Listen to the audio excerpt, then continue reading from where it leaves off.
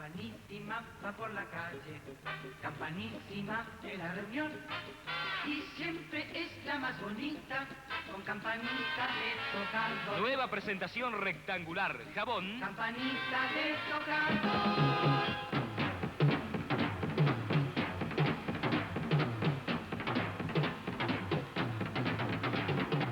¿Quién fue Onganía? Realmente no lo conozco. El presidente militar. No me acuerdo. ¿Quién fue Ilia? Un presidente constitucional que fue derrotado por Onganía. ¿Por quién? Onganía. Yo fui a la escuela, claro, cualquiera lo debe saber, y yo cometí un pequeño error, creí todo lo que me enseñaron en la escuela. Tenía que haber creído una parte nada más. Sobre todo cuando me enseñaron que yo tenía la suerte de ser un ciudadano libre, que había nacido en el mundo libre y en un país libre del mundo occidental, cristiano y libre. Me lo creí tanto que cuando llegó la década del 60 salieron los Beatles y vi que ellos, que pertenecían al mundo libre, occidental, al que se suponía que yo también pertenecía, usaban el pelo más o menos por acá. Entonces yo dije, si yo pertenezco al mundo occidental, cristiano y libre, me voy a peinar como se peinan los del mundo occidental, cristiano y libre, que se suponen que soy yo, y los Beatles, por ejemplo. Se me ocurrió dejarme el pelo por acá. Mala idea. Por creer en lo que me habían enseñado en el colegio. Porque resulta que estaba en el mundo occidental y libre, aparentemente. Pero en el año 1966 tan libres no éramos, aunque parece que éramos muy occidentales. Y entonces cortaban el pelo a la gente por la calle, que lo llevaba más o menos como lo llevo ahora.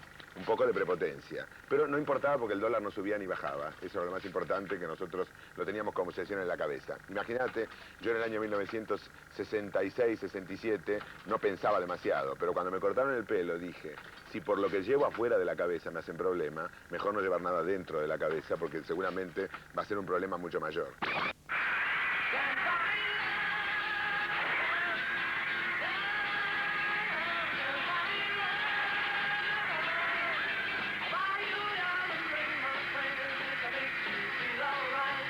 Hemos llegado a la Revolución Argentina con un vasto plan de afirmaciones positivas y de realizaciones concretas. Sentí hablar, pero no me acuerdo nada. No sé nada de Onganía. Y nada, soy demasiado chica para acordarme. ¿Y lo que estudié en el colegio? Onganía es el último presidente militar que tiene de alguna manera una raíz liberal en la parte económica. En el año 68 impone la doctrina de la seguridad nacional. Onganía fue un gobierno nacionalista. Quiso hacer las cosas bien y no lo dejaron a Onganía. Yo, Juan Carlos Onganía, juro por Dios nuestro Señor y estos... La Revolución Argentina, tal como se denominó al golpe militar del 28 de junio de 1966, elevó al general Juan Carlos Onganía a la primera magistratura del país. Mediante la llamada Acta de la Revolución Argentina, que se anteponía a la Constitución Nacional, se le entregaron poderes nunca vistos en la República. Al juramento del nuevo presidente de la República concurrieron los principales representantes del empresariado y la sociedad rural. Dirigentes gremiales como Augusto Bandor y Juan José Tacone también participaron del acto.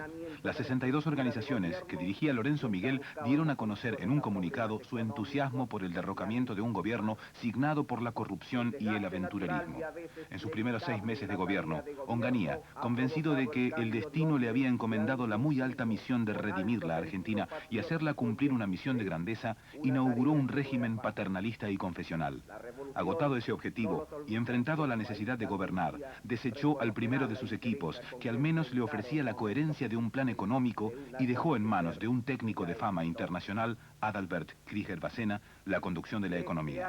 Durante los 9 primeros meses de la gestión del nuevo ministro, el costo de vida disminuyó en 3 puntos, pero el salario también.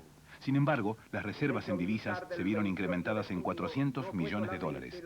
Pese a estos logros, en marzo de 1967, un comunicado de la CGT denunciaba la existencia de 60.000 desocupados en el país, de los cuales 39.000 pertenecían a la provincia de Tucumán como consecuencia del plan de cierre de los ingenios.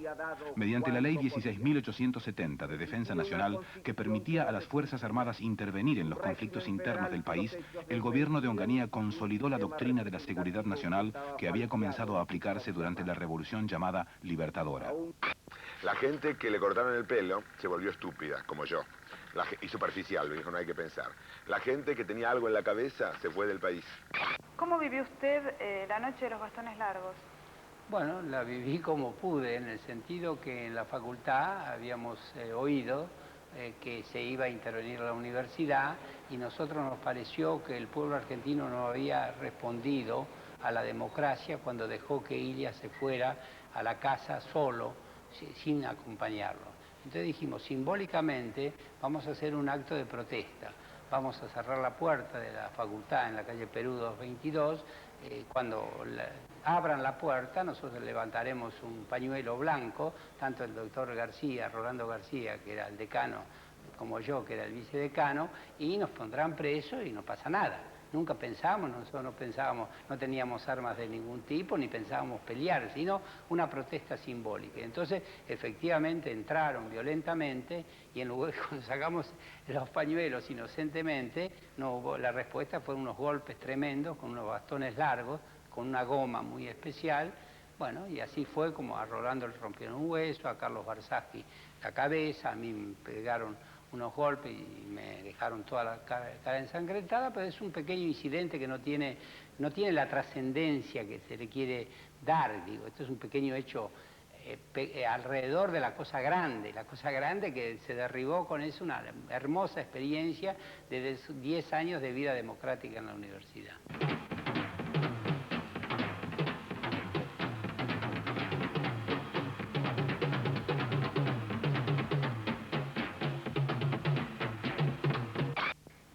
Traía Onganía bajo el brazo?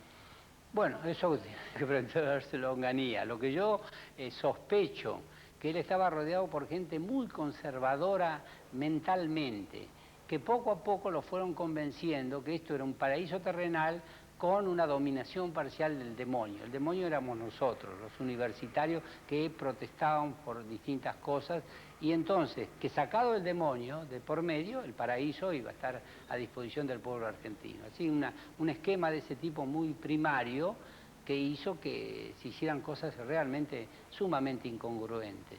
Porque como viven en otra época, creen que en una estancia, que haya fuga de cerebro o no, no importa. Lo que tiene que hacer es que los animales se críen bien, que llueva en tiempo oportuno, que los precios en los mercados internacionales sean buenos, y bueno, así se podía vivir bien. ¿Y qué necesidad entonces había de matemáticos o de computadoras o de gente que hiciera electrónica? Por ejemplo, le tomaron rabia a la matemática moderna, y desde el Ministerio de Educación se dijo que era una creación negativa, que era subversivo el vector. Con eso le digo todo. El vector, yo no sé cómo puede haberse dicho una cosa por el estilo. Es como si dijera que la suma es apasionada, o que la resta es criminal.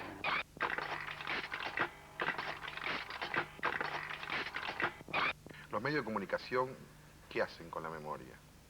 Creo que en muchos casos la preservan. Fíjese el éxito que tienen programas como los que evocan determinadas décadas y la convocatoria que resulta de estos programas, en que todo el mundo de repente se conecta con alguna anécdota. Pero corren el peligro de confundir una década con sus anécdotas, con sus grandes casamientos, con sus grandes triunfos deportivos. Una década es un proceso doloroso de elaboración que pasa por muchísimas cosas y que para cada uno va a ser evocado de manera distinta. Es difícil que el casamiento de una gran actriz represente para mí la década del 60. Es más posible que la década del 60 esté representada en la memoria colectiva, por ejemplo, por la Noche de los Bastones Largos, por la destrucción de la Universidad Argentina, por la migración al extranjero de 450 profesores full-time de la Universidad de Buenos Aires. Esos son datos que son monumentos de la memoria tan grandes, que son puntos de inflexión del deterioro del país. Fíjese, y será importante esa Noche de los Bastones Largos, que no solo es evocada por generaciones que la han conocido por relatos, sino que para los que nos formamos en lo que fue inicialmente la Universidad de José Luis Romero, lo que fue después la Universidad de Riccieri Frondizi, después la Universidad de Rolando García, ese punto de inflexión marca el deterioro de la capacidad de invertir en este país esfuerzos proporcionales al rendimiento.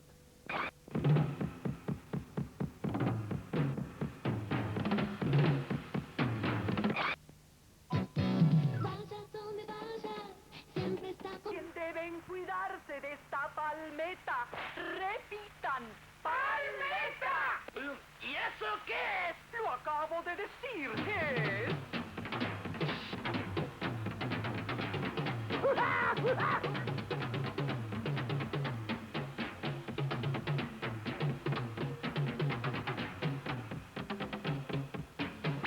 ¿Qué nos enseñan en las escuelas para que nosotros tengamos una buena memoria? Casi nada. A pesar de que casi todos nosotros hemos aprendido de memoria, eso no significa tener una buena memoria de ninguna manera. Yo, por ejemplo, y a toda mi generación, creo que les enseñaron cosas que no tenían nada que ver con lo que ocurría en la realidad. A mí, por ejemplo, me enseñaron que vivía en una democracia y vivía en una dictadura. A mí me enseñaron que había tres poderes: el poder ejecutivo, el poder legislativo, el poder judicial, que el poder ejecutivo estaba ahí arriba, pero que el poder legislativo lo controlaba siempre, y que el poder judicial daba justicia, sea cual sea la raza de uno, la profesión de uno, o la traza personal de uno. Yo fui creciendo en un país donde casi ninguna de esas cosas se cumplían. Al ver la absoluta diferencia entre lo que me enseñaban y entre lo que veía en la realidad, dije, entonces, ¿para qué me enseñan cosas que no existen en la realidad? Mejor me las olvido. Me las olvido y me las olvidé. Y así no lo hiciere, Dios y la nación me lo demandan.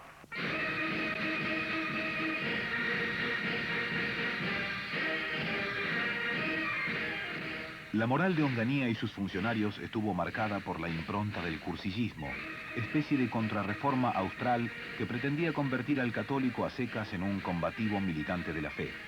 Según esta cosmovisión, la subversión podía esconderse en el arte, la literatura, el cine o las costumbres. Pornografía y comunismo fueron asimilados bajo el mismo rubro.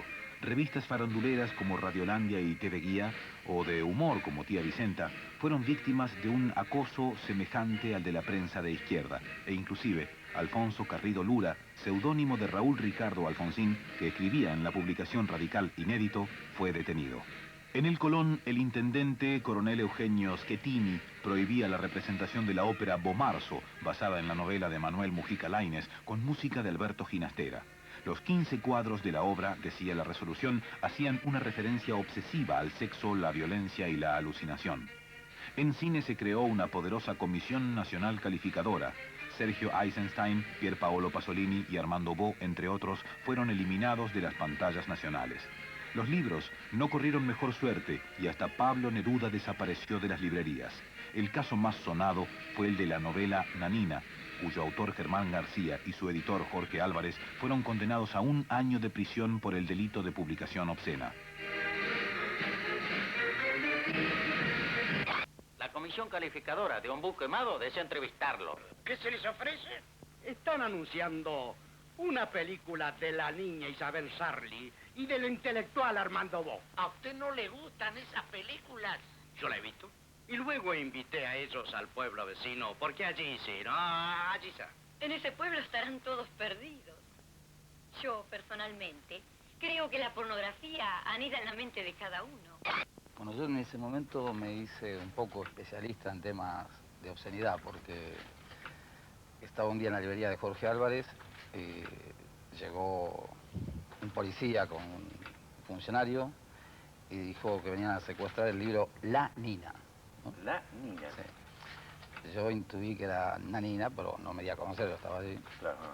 Y entonces me enteré que existía el artículo 128 que prohíbe la distribución, publicación, etcétera, de lo que atente, se definía contra la moral media de los ciudadanos.